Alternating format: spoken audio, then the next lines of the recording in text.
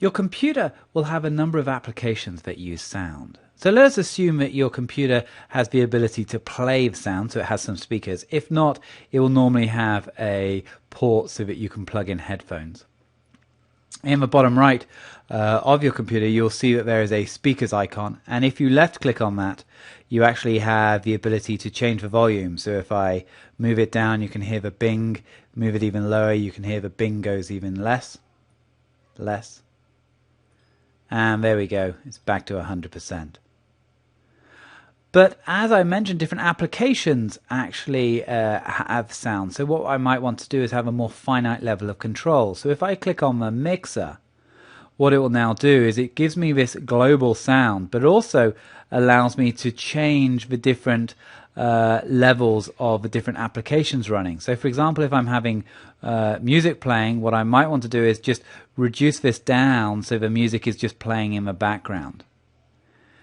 This sort of functionality is useful if perhaps you're using an application to do voice calls, you want music in the background, you don't want to listen to music from any websites that you visit. So just be aware that's here. So that was left clicking on the speakers. Now if I right click on the speakers, I actually have a number of additional options. So open the volume mixer is where we just were. And then these three options actually take you to the same pop-up, but just depends on what is selected. Let's perhaps start off with the playback devices. So the playback devices, I have a podcaster plugged in. I also have some headphones, and I have some additional headphones. So depending on what devices have been plugged in the past will depend on what you have here. You'll probably just have one option if yours is a basic computer.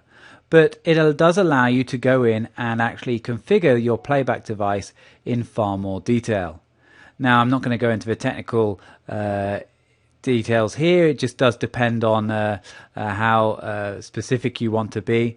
But it's a good level of functionality. Me personally, I generally just leave everything as default.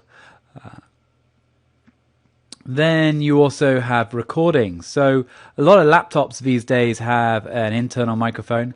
For my podcasting, I actually have an external microphone, and you can see that it's working here and hearing my voice. So again, you can go in and change the settings of each of those. You have the options of sounds. I can choose what default sounds I want to play. So let's have a look perhaps at a new mail notification. So when an email comes in, it automatically plays a sound. There's the sound. But what I might want to do is I might want to change perhaps the fax notification, which is exactly the same sound. I might want to change it to something different. And you can access all the standard Windows sounds. So maybe I want to have a chime every time a fax comes in. And so that's going to be the sound. And if I click apply, what I've now done is I've changed the sound that is going to occur when a new fax is received. The final tab here is communications. Computers now are used a lot more for communications, and you can use them to make telephone calls. So what you can do is you can choose what's going to happen to the sounds whenever you are making a telephone call. So would you like to mute all the sounds, reduce it by a certain amount, or do nothing? And Windows as default has set it as reduce the volume of other sounds by 80%. And I'm going to keep with that and click OK. So you have a lot of control for your sound devices, your volume, and down to the specific application. Generally, from my experience, I only ever go to this level of detail and just either choose to mute. You can just toggle it on and that will mute it. Toggle it off and it will allow you to then just drag the slider accordingly. That's it.